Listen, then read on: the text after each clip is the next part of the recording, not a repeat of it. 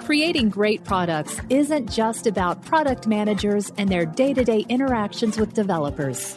It's about how an organization supports products as a whole, the systems, the processes, and cultures in place that help companies deliver value to their customers.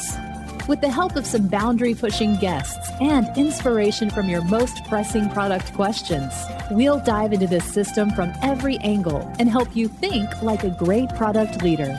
This is the Product Thinking Podcast. Here's your host, Melissa Perri. Hey, listeners. This week on the Product Thinking Podcast, we're talking all about strategy. Over the last few years, I've been hunting around trying to find the best framework for creating product strategies, for deploying company strategies, and it's led me on a really wild journey.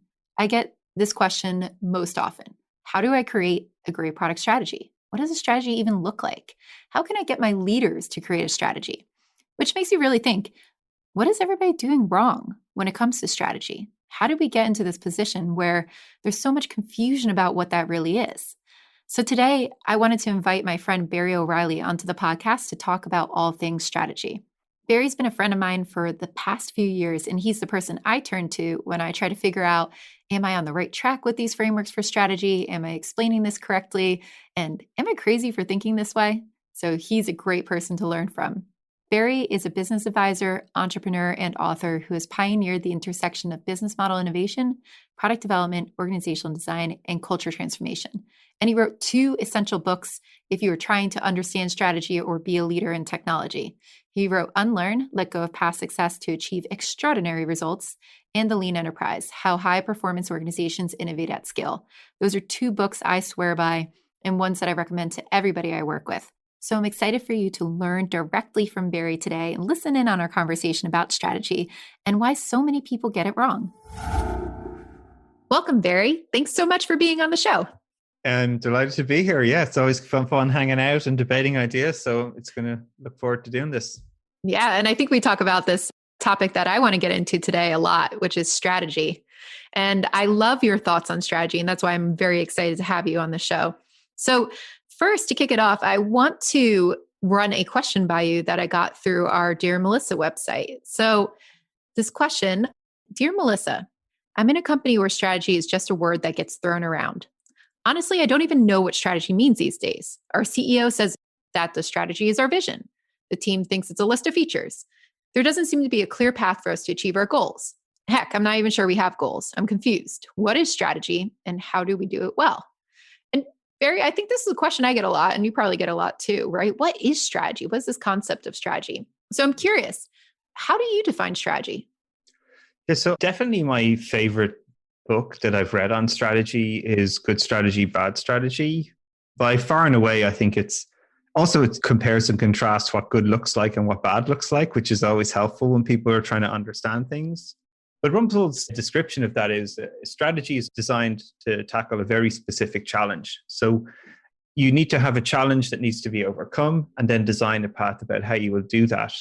And he talks very much about this idea of a kernel of a strategy where there's a diagnosis, guiding sets of policies and coherent action to achieve it. And I think the most important part of all of this is this diagnosis. Like, what is a problem that you can actually see either in your business or in the market that you can really diagnose well, and then figure out a set of steps that you can take that's unique to your business, its strengths, its differentiation points to sort of tackle it, and then take action to find out if it works or not by having good measures that tell you if the steps you're taking are working or not. Now, most people, I don't think, ever get to that stage. They just sort of talk about strategy as something that they're doing, but they don't put the rigor in place to actually diagnose a challenge, make choices about what they will do and won't do to get there, and then have good measures in place to sort of show them if it's working or not. And there's a bunch of examples that we can probably dive into, and I can talk about of companies I'm helping do that. But I think that's sort of the fundamental part for me.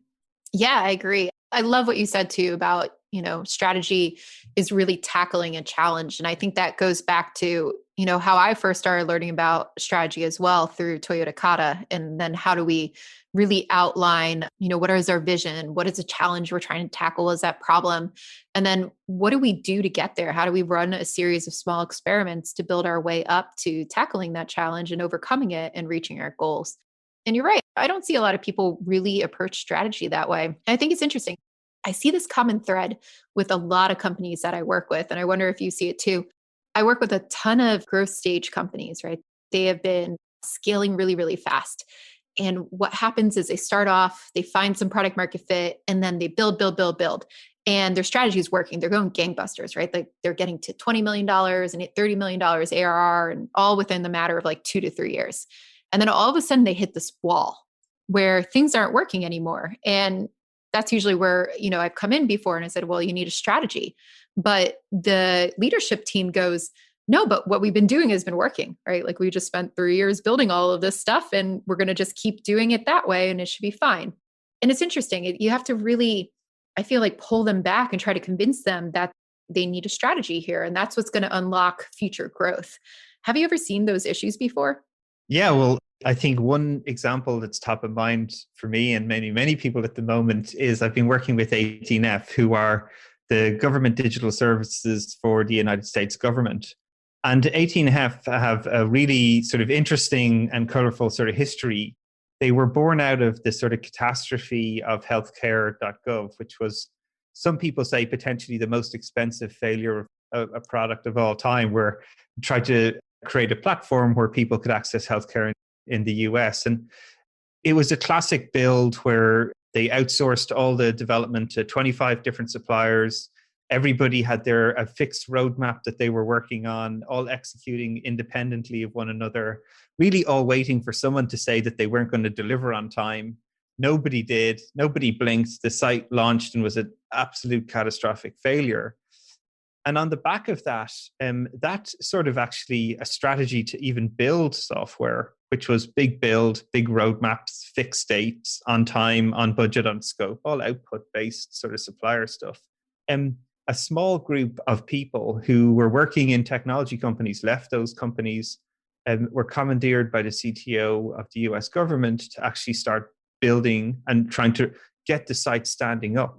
And this team took a very different development strategy, actually. They recognized the challenge was that they weren't shipping, that the site was falling.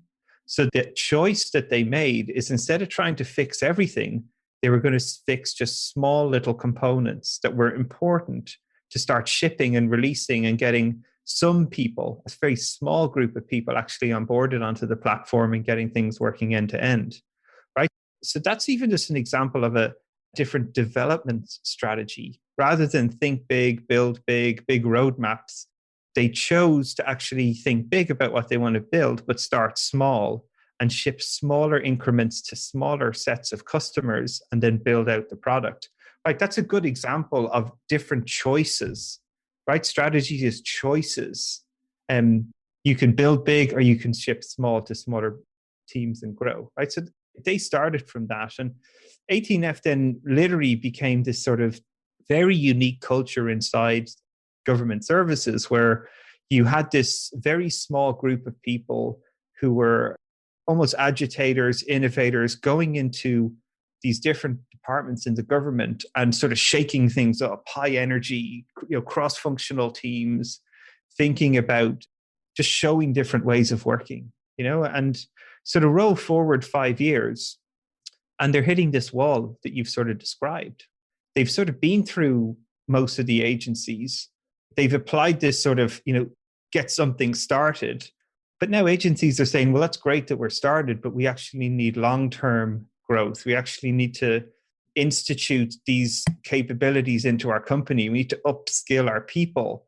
But if you're just sort of dropping in for a couple of weeks to help us get started, that's not the kind of business partnerships we need to have internally, right? So the thing that has made them successful to date is now becoming their Achilles heel, to your point.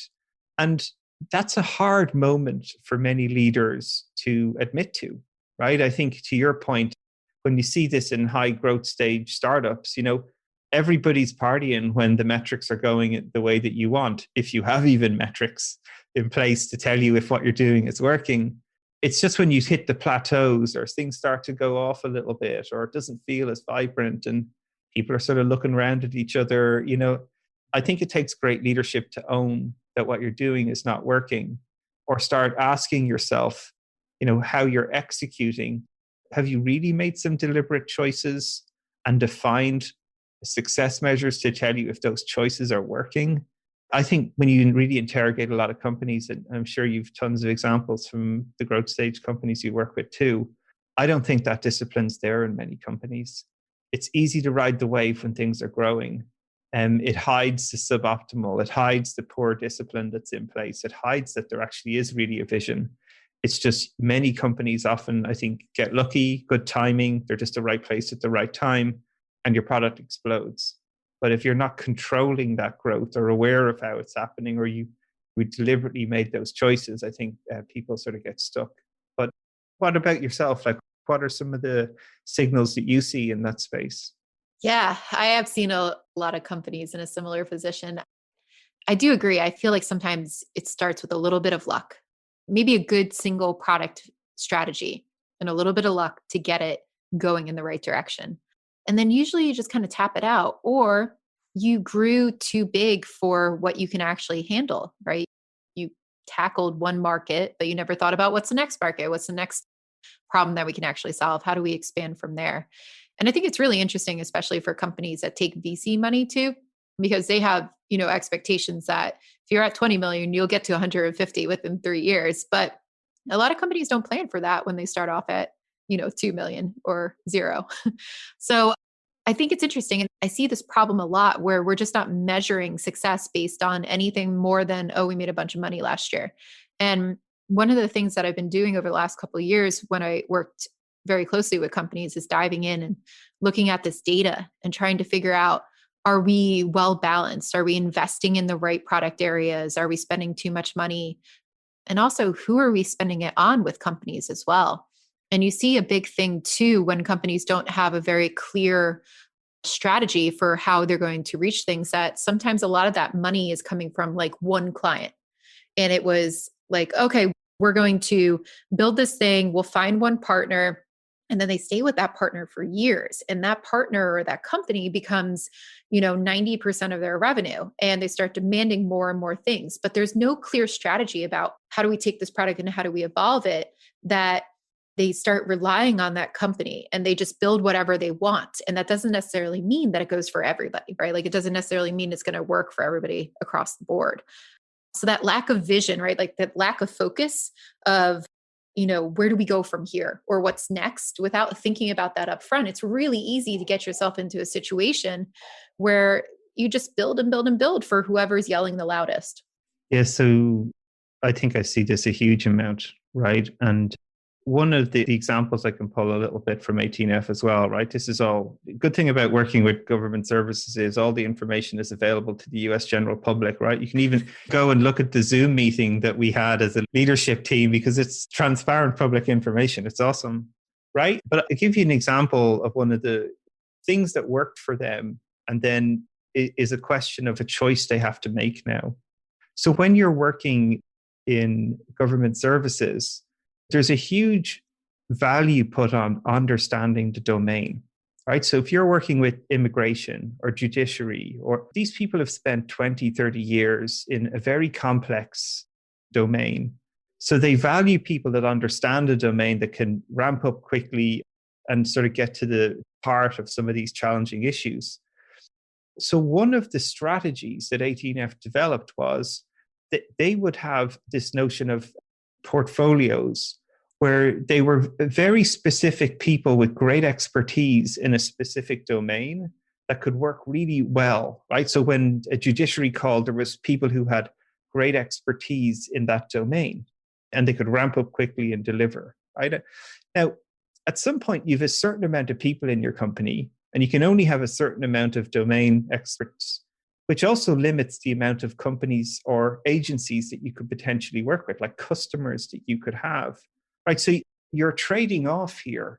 Again, this is a classic. I'm trading off what type of customers are going to help us grow our business. Do we invest in vertical domains, Or do we have horizontal flexibility in how we can just go into?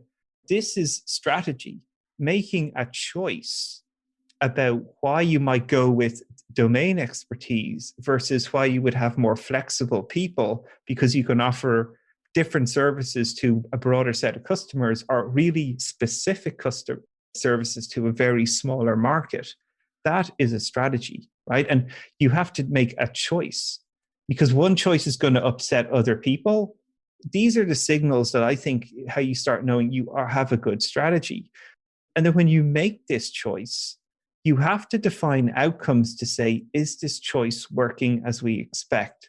So if we go narrow, will we see a 50% increase in business with the trajectory service, as an example, at the cost of sacrificing other customers, because we're not going to be able to work with aviation, or you pick a different, right? Because you're trading off. You're saying we will do this and not that. But we have to know the choice we make is growing our business, giving us the opportunities we want, and regularly having a practice in place where you're reviewing those outcomes. I recommend every month that you're saying, right, we think making this choice will grow our business by 50% in the next 6 months, right? We better check that every month. And I don't think that discipline is really there in many companies. It's very anecdotal, haphazard, opportunistic, as you've described. And I think, again, this is the sort of why I love the sort of good strategy, bad strategy book. It's the diagnosis.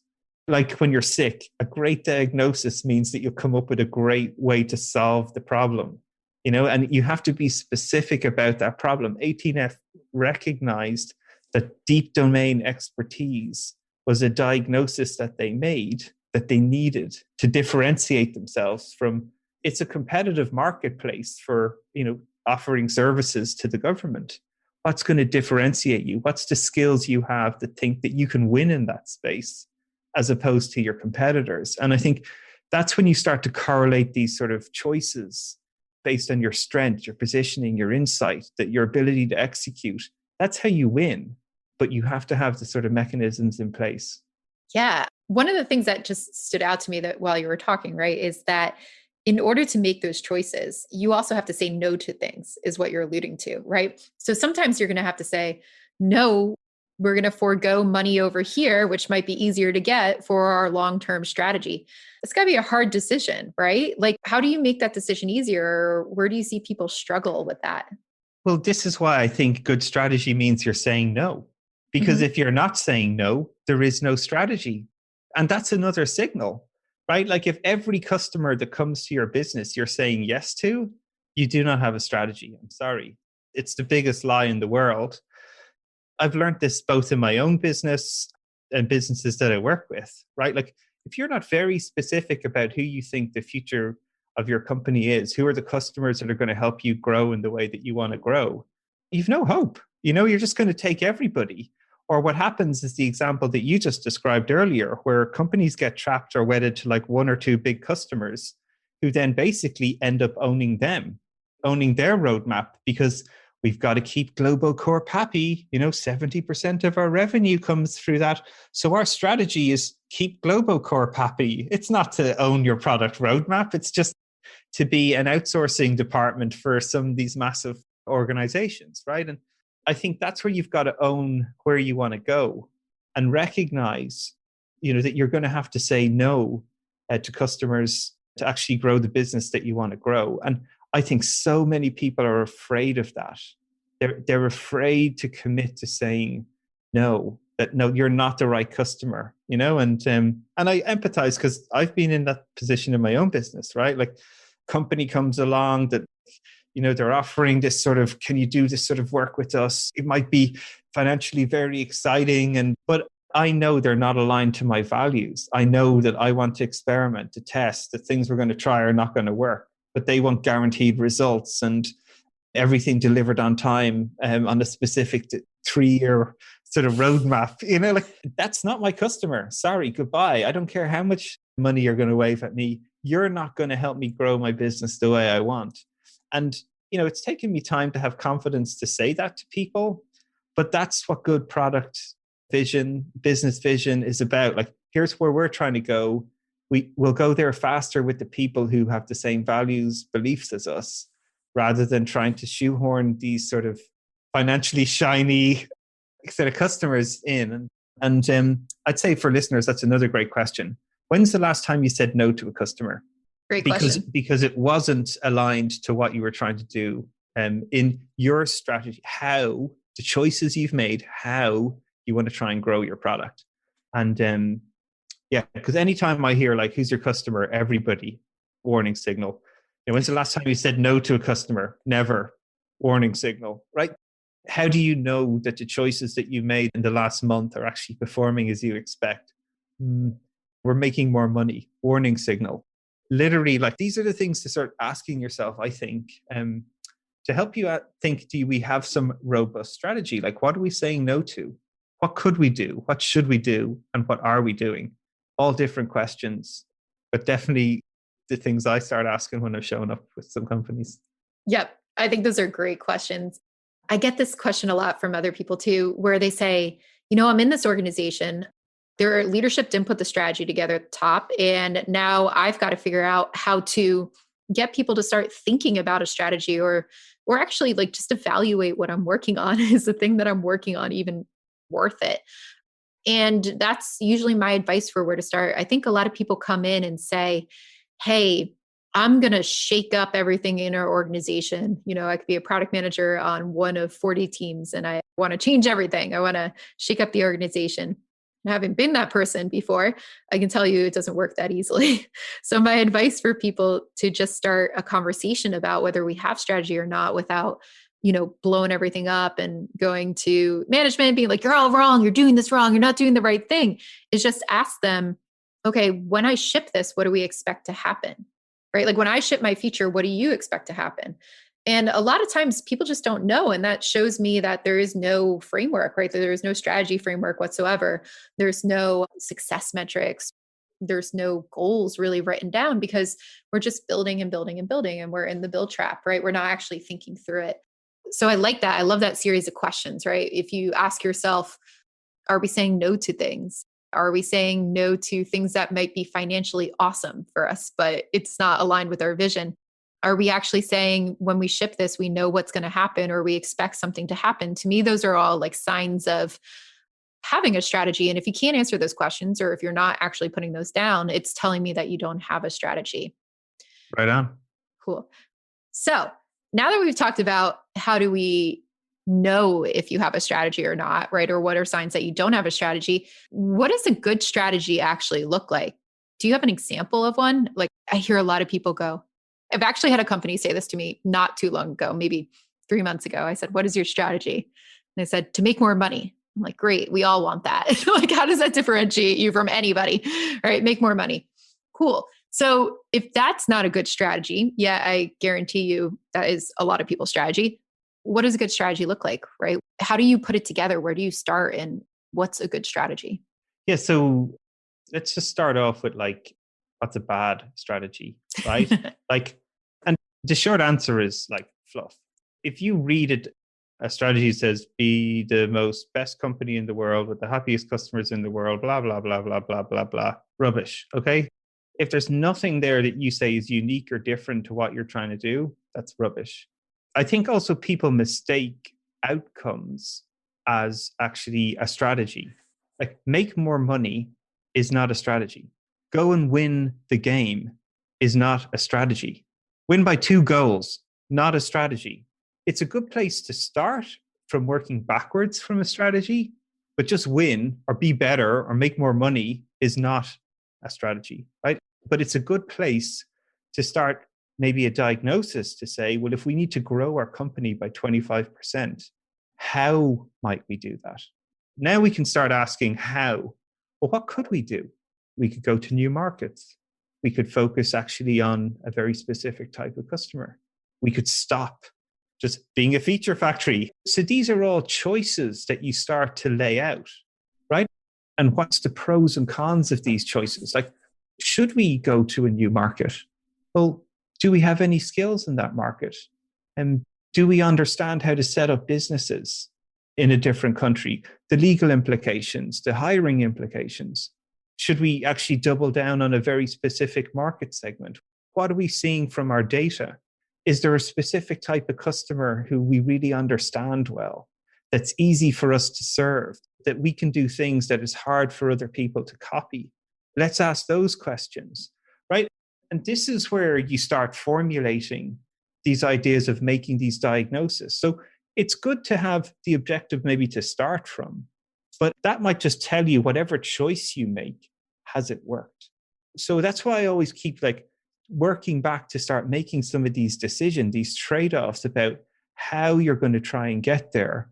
And a great strategy is when you're aligning what's very unique to your business, to your competencies, it means you're going to beat the competition. Now, just to give sort of the 101 sort of example that every single person listening to this show should be aware of. And I often, when I'm on exec camp, I show this video of 1999 where Jeff Bezos is talking about Amazon's strategy, which is have the most availability of products for people, make it very transparent about all your policies. Like we have a 30-day return policy for all new toys. This is what he says. We believe if we give customers all the information related to the product in a timely fashion, where they can make a decision based on customer reviews, our own reviews, that they'll purchase these products. And then it's really funny. The interviewer goes to him, well, that's the exact same strategy Walmart could have. And his reply is, that's correct, because it's the best strategy, right? And this is sort of the fun part, because there's the formulation of strategy, like making these things that are going to be unique to you. And then there's the execution of your strategy, right? And I think what has been the huge differentiator for, say, an Amazon is that they formulated this idea that if they give customers all the power, if they give them all the information that they could possibly want, if they have a great customer service, great returns policy, and then that's the formulation. And then their execution of that strategy has also been absolutely excellent. That's why they're winning. And a simple example for us that happened quite recently, we bought a new monitor during the COVID fun times. And we thought, well, instead of buying it on Amazon, why don't we just buy it directly from Hewlett-Packard? Because surely if we buy it directly from them, not only will we get a better price, we're going direct to the manufacturer. And straight away, probably about 30 days in, I think it's like 20 days in, the monitor starts flickering. And we're like, oh, well, this is a dud monitor. Okay, well, so let's just return it. Now, first of all, for all listeners out there, just go on to HP's website. That's an experience in itself. Right? But we're digging around, looking for this, who do we contact? How can we tell people that the product we just bought 12 days ago is broken? And so this is a myriad in itself where you've literally got to write a letter and they'll reply to you in 6 or 7 days. And then the reply is, well, if you want to send this broken monitor back, first of all, you have to pay for the shipping. That's $50.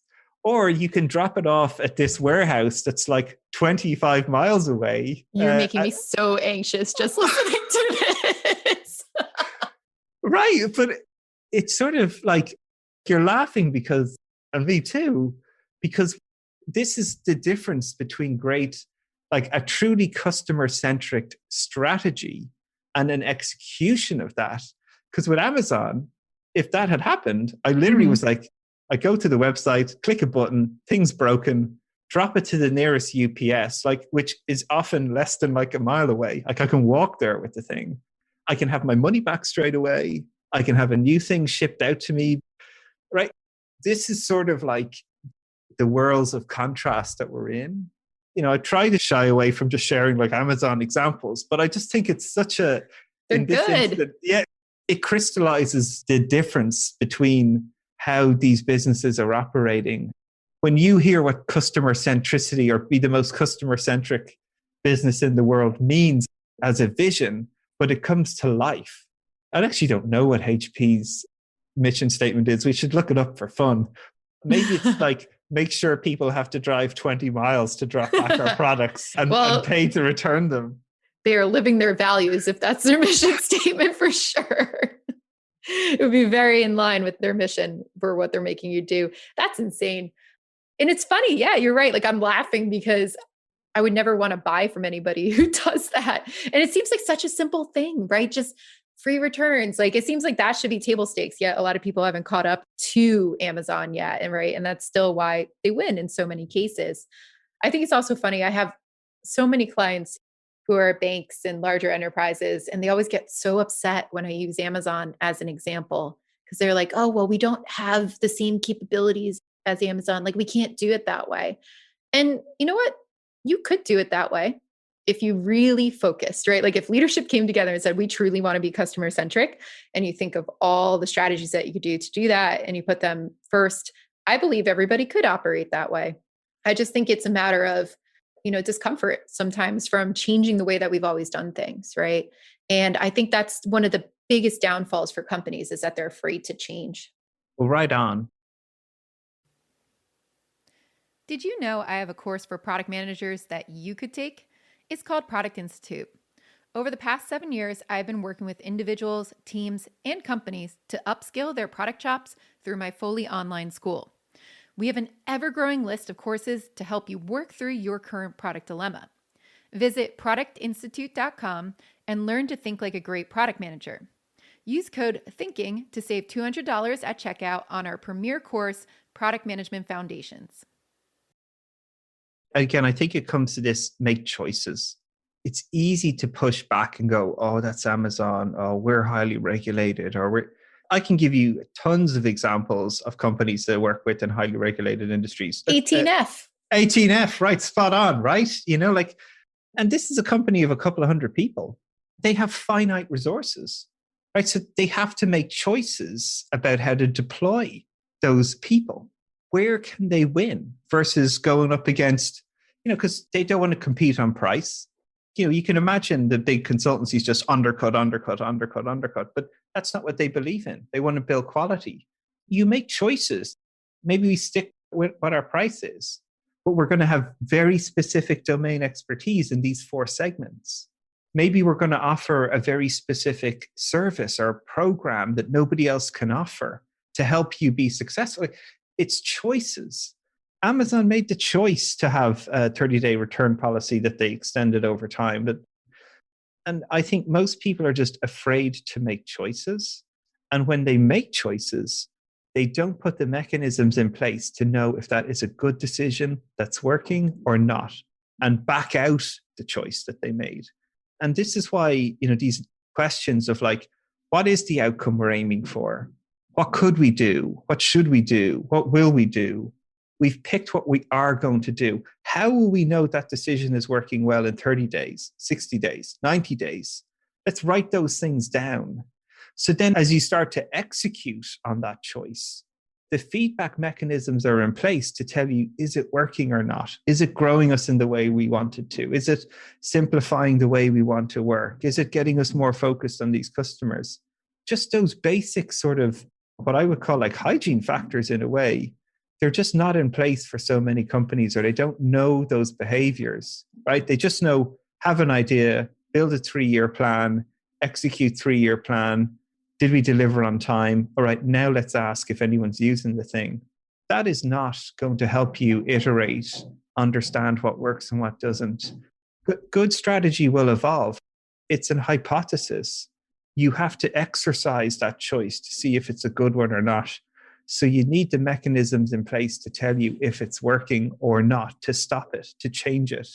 And to your question from the person before about people just being handed down stuff to execute and not knowing what good or bad is, again, classic example that someone made a choice and didn't put the mechanisms in place to say if that choice was working or not working.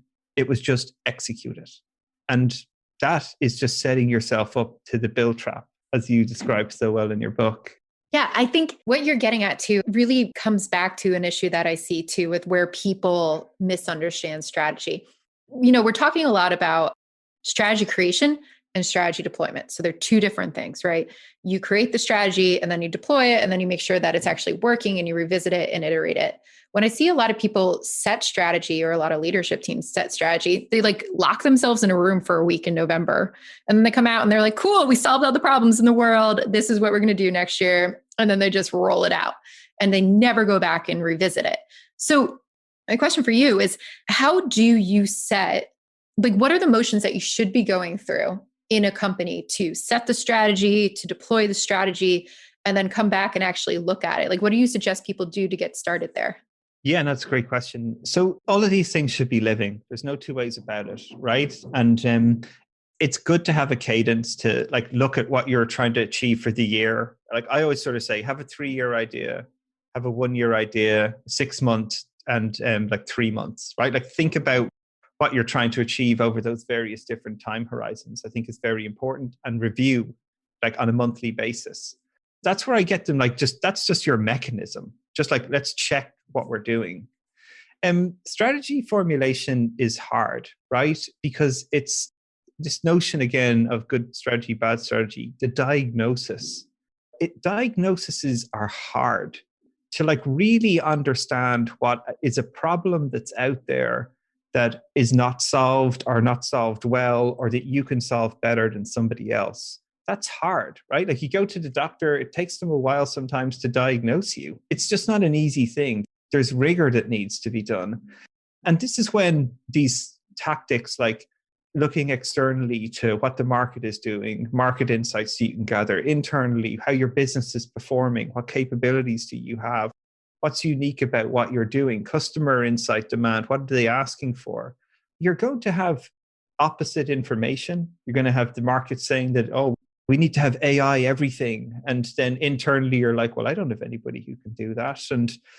And then, the customers think that they need it, but they're not ready to invest in it because it's still an immature technology, right? These are the sort of moments that you're in. And I think that's where the leadership part comes in, where somebody has to make a choice to say, do we believe in this technology, what it can bring to our product? Do we want to grow that skill set in our company because we think it could differentiate us in 2 to 3 years' time? That's the leadership choice that needs to happen. And it's not to sort of go up to the mountain, close your eyes, and then, suddenly I'm going to build the most customer-centric business in the world, right? And all of this is the trade-offs, right? And asking these questions about what the market wants externally, what your customer needs are, what capabilities you have. It's a melting pot, right? And ultimately, you have to sort of say, this is how we think we can win, where we want to play and where we think we can win. And that's the choice you start making. And to the 18F example, at that time, they chose to go deep on portfolios because they thought they could win, right? And grow the business. And what were in place then were measures to say, is that working? Like, are they winning a certain percentage of deals that they would have lost previously? And are they actually seeing further retention or extension of contracts that they probably wouldn't have seen before? Are the teams actually more effective and happier when they're focused on a domain for a longer period of time? Like, those are the measures that are in place. And we're reviewing those like every month. Are we seeing the behaviors we thought we would see from choosing this approach? And if we're not, okay, what's our next best idea based on what we've learned? Let's take a different approach. And I think that systemic sort of thinking and action is just not there in many companies. But, that's what keeps you and me busy, Melissa. So, if what you've heard today resonates with something you think you need, we're always happy to help, as you say. Yeah, this is what we're here for. So here's a question too. The cadences that you described at 18F and the reviewing it, like, whose job is that to put that all together? Who do you see kind of taking the reins on that? Making sure we get back together to review strategy, making sure we get a strategy going. Because, one of the things I see is that everybody goes, yeah, we should do that. But then nobody takes responsibility to actually do it. So like, who ultimately is in charge? Who's got to own this? If they're listening, they got to take these reins. Yeah. So let me give you some things to look out for. First of all, number one, it's not the CEO's job. Right? Like every problem bubbles up to the CEO. Why haven't you dreamt all this up on your own? Just unrealistic, never going to happen. It's one of the reasons I think why having cross-functional leadership teams is so important, right? You need the diversity of thinking. You need the marketing team to be listening to the market. You need the operations team to know what capabilities you have to execute, finance, what budget's involved, like product thinking about what the customers are about. So what I always try to do is create a small team, somewhere between 4 to 6 at max, that are very specific on just doing the formulation work, right? And presenting that back to the rest of the leadership team to be challenged, to do the sort of back and forth and say, are some of these choices resilient or not? It's important to gather people's input from the front lines, but that's part of that smaller team's job, is to go and another example I can talk to now, because we've passed the IP area, is working with Capital One and helping them understand their geography strategy, right? Like, where did leadership want to open businesses? Should they have product and engineering co-located in different areas? That was a question that the leadership team need to answer. They didn't want to make a choice. They wanted to understand what created high performance teams. Were they co-located? Did they have to move all their retail banking to the West Coast? Did they have to move all their business banking to the East Coast? These were the sort of choices they had to think about. So the way that small team started is actually the HR leader, the finance leader, and the person who was head of customer or product by de facto. They started running like internal interviews where they started interviewing all the teams to ask them, what are the key components you have to have in place to create or be able to create really high performance teams? And the leadership team's notion was they were starting from the hypothesis that everyone had to be co-located. But actually, even just through those interviews, the feedback they got was totally opposite. All people wanted, it was that the product leader and the technical leader were in the same time zone, so they could rapidly sort of collaborate very quickly and then drive that into the teams. So that's how they decided on a geography strategy for how they would actually formulate their teams. They started by doing these ground up interviews, and that was just one component of it, right? So you have to do the work. I think the people designing, formulating the strategy have to do the work. It's internal factors, it's external factors and customer factors. Create that melting pot, and then you just got to make some choices and then put in the mechanisms to say, are those choices working or not, and review them. God, it sounds so easy. It's definitely not easy though. Oh man. And it takes time, right? You got to make time for it. And I think that's one of the things that I don't see people do or leaders do. They're like, oh, I don't have time to do strategy, but it's your job. And, you know, one of the things you just said is, I don't think anybody gets comfortable with is, hey, as leaders, you need to work as your own team together, right? Like, it's not just the marketing silo. It's not the product silo over there. It's not the tech silo. Like, you're not just beholden to the people who report to you. You have to work together as a leadership team to get that done. And I don't think any company can get that done without seeing each other as a team, right, at that leadership spot. So you know what resonates so much, what you just said there with me, is that people don't make time for it. And you know what the funny thing I think is that they're spending their time on other things. Mm-hmm. And I think the danger as well, like you ask any exec, what split would you like to have of strategic thinking versus day to day? You know, and they'll always say, 50-50 or something like this. And you ask them what the reality is, and they'll say 95% of their day is in the weeds, solving these very like problems in front of their nose. And that's where the time gets sucked up. So I think it's a real challenge for listeners to sort of say, how do you get yourself out of the weeds? Because if you've created a company that as a leader, you have to be prioritizing user stories, you've not built, and you're not leveraging the people you have in the way. And to your point, which I couldn't agree more with, is you have to make time for this stuff. You know, one of the execs I remember at HSBC is he used to block an hour in his day where he would just go out and literally walk around Central Park in New York, just so he could percolate, and just like forcing himself to do that so he could think. Just go, and thinking is an activity. And it's even more important for leaders to be like, sit in the sort of melting pot and think about these options. Because if you're just in a daily execute mode, again, as you know, you'll just end up in the bill trap, right? Just for sure. Yeah. Yeah. And I can't agree with that more. I found myself in that kind of position for the last year or two. I booked my calendar super solid with just tactical meetings, right? Like contract negotiations, sales meetings. And I had no time for creative thinking. And I hated it. I hate it. And I don't think it's easy to make time for it. I hear it as one of the number one complaints from leaders, from product managers. Like, I just don't have time for this. But that was something that I personally did very deliberately this year. As I said, I'm not going to have meetings 2 days a week. I'm not talking to anybody because I want to write. I want to create more things. I want to strategically think about Product Institute and CPO Accelerator and figure out what I want to do with them. I want to create better classes. I want to, teach my students better. And you have to make time for that. You have to make time for that. So I just rearranged my entire calendar and I said, okay, Fridays, I'm not talking to anybody. And I started to think about it. And, in the past, when I was working as a product manager, that was the only way I could get things done as well. I remember my boss telling me this. We had this kind of conversation, and his name was Chris. And I was getting so frustrated over this UX design that I was trying to do, and I could not get it right.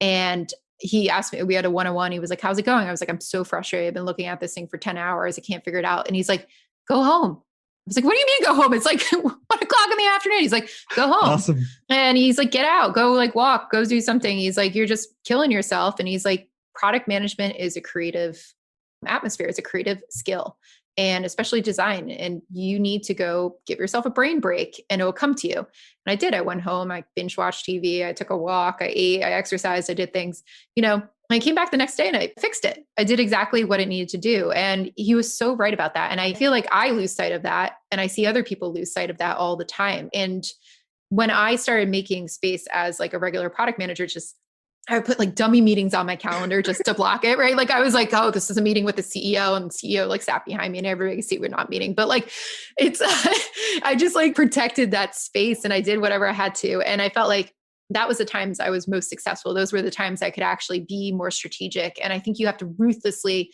just block those things. But that's what I found worked for me. What do you do to make sure you're keeping space for being strategic, making sure that you're reflecting on it? Like, what types of things do you do? Yeah, well, and I also subtly, I think what you're also saying in here is saying no to things, right? Yes. And, one of our other great friends, Teresa Torres, inspired me a few years ago, and she wrote this blog about what I'm saying no to.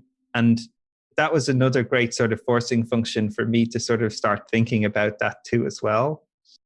And, one of the things I do, and I have this notion of a personal board of directors where people inspire me, or I just value their opinion.